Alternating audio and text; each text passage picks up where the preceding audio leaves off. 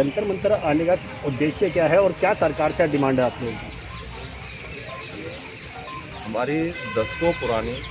उत्तर प्रदेश के बंजारा समाज की दशकों पुरानी मांग है कि उत्तर प्रदेश के बंजारा समाज को अनुसूचित जनजाति में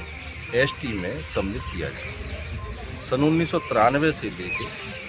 1998, 2001, 2005, 2013, 2019 में उत्तर प्रदेश सरकार ने संस्कृत से प्रस्ताव भारत सरकार को भेजा और 7 बार तो प्रस्ताव आ चुका है और 3 बार इथनोग्राफिक सर्वेक्षण अध्ययन रिपोर्ट आ चुकी है, लेकिन अभी तक बंजारा समाज को अनुसूचित जनजाति में दर्ज नहीं किया गया है और ये केंद्र सरकार में मामला लंबित है, विचाराधीन है। गृह विभाग ने भी यही कहा है कि सभी मानकों और कोई भी चीज़ लंबित नहीं है, लेकिन जनजाति कार्य मंत्रालय में मामला विचाराधीन बताया गया है। पिछली बार भी हमने यहाँ जंतर मंतर पर धरना दिया था, इससे पहले भी हमने पदयात्रा की थी, तब भी धरना दिया था, 3 दिन धरना दिया था। अब बंजारा समाज तो आदिवासी समाज है, उत्तर प्रदेश का बंजारा समाज जनजाति समाज है, लेकिन जब आरक्षण का अधिनियम बना था तभी बंजारा समाज को एसटी का दर्जा दे देना चाहिए था। अब जब चूँकि हमारे बुजुर्ग लोग राजनीति से थोड़ा अलग थलग रहे तो भारत सरकार ने भी उसका संज्ञान नहीं लिया और जब आरक्षण अधिनियम बना तो बंजारा समाज को छोड़ दिया गया, जबकि 10 दूसरी जातियों को भी जब कहीं इंगित किया जाता है तो कोई कौम होता है किसी तरह सा पहनावा या खान पान या रीत रिवाज या बोली भाषा जब बोलते हैं तो उनको समझा जाता है कि बंजारा समाज है। फिल्मों में चित्रण होता है तो कहते हैं ये बंजारा समाज है, लेकिन जब बंजारा जो एक्चुअल बंजारा है, जो बंजारा कहता है और वो आदिवासी समाज जनजाति समाज है, इस कालखंड के दौरान जो बदलाव आया है पहनावे में, अब ठीक है धीरे धीरे लोग आपस में एक सम्मिलित मिंगलिंग हो गए हैं, लेकिन बंजारा समाज तो वही बंजारा समाज है और बंजारा समाज आदिम प्रवृत्ति का, भिन्न संस्कृति, भौगोलिक अलगाव, अन्य समुदाय से मिलने में संकोच और पिछड़ेपन की पिछड़ा हुआ समाज। उत्तर प्रदेश में 2% का रिजर्वेशन है एसटी के लिए, 27% का ओबीसी के लिए है और 21% का एससी के लिए, 10% का निर्बल सवर्ण जाति के लिए है अतिरिक्त। लेकिन बंजारा समाज तो 2% में ही अभी अपनी भागीदारी चाहता है और 2% का अगर रिजर्वेशन बंजारा समाज को मिल जाता है तो कई एक विधानसभा क्षेत्र और कई लोकसभा क्षेत्र जो ना हमारे रिजर्व हो जाएंगे। जब सीटें आरक्षित हो जाएंगी सभी राजनीतिक पार्टियां टिकट भी देना शुरू कर देंगी, प्रत्याशी बनाएंगी, तो जीते ना हारना तो बाद की बात है, लेकिन लड़ना तो शुरू हो जाएगा इनका। तो उसी के लिए इस समय उत्तर प्रदेश में चुनावी माहौल गर्म आ रहा है, लेकिन बंजारा समाज को आज तक किसी पार्टी ने, राजनीतिक पार्टी ने टिकट नहीं दी, प्रत्याशी नहीं बनाया। तो अब हम देख रहे हैं जो बंजारा समाज के नेतागण गांवों में प्रेस कर रहे हैं या दूसरे पार्टियों के लोग नेतागण शुरू कर रहे हैं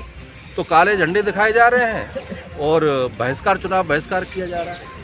ये जो है संविधान के अनुकूल नहीं है, ये विपरीत है, ऐसा नहीं होना चाहिए। लेकिन वो भी क्या करें, उनको भी वो भी यही चाहते हैं कि हमारे समाज का नेता आगे बढ़े,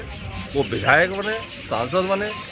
मंत्री बने और हमारी आवाज़ को आगे बढ़ाए और बस समाज का विकास करा। हर समाज कंधे से कंधा मिला के अन्य जातियों और दूसरे समाज के साथ में चलना चाहता है, तो इसमें बंजारा समाज का भी क्या दोष है या जो बंजारा समाज के लोग जो कर रहे हैं उनका भी क्या दोष है। लेकिन सोच का दोष जरूर है कि बंजारा समाज को कोई भी राजनीतिक पार्टी आखिर चाहती क्यों नहीं और शोषण क्यों कर रही है। अगर बंजारा समाज मान लो सपोज कीजिएगा एससी में ही होता तो मैं समझता हूँ 21% का आरक्षण उत्तर प्रदेश में मिल गया होता, जो मिल रहा है, तो उसमें बंजारा समाज भी चुनाव लड़ रहा होता। और ओबीसी में बंजारा समाज है तो ओबीसी में कहीं भी सीट रिजर्व नहीं है, तो बताइए कि बंजारा समाज फिर जाए तो जाएगा अपना जो जाति समीकरण के आधार पर और मतों के हिसाब से, जहाँ जो है ना जहाँ जिनके मतदाता होंगे उसके हिसाब से टिकट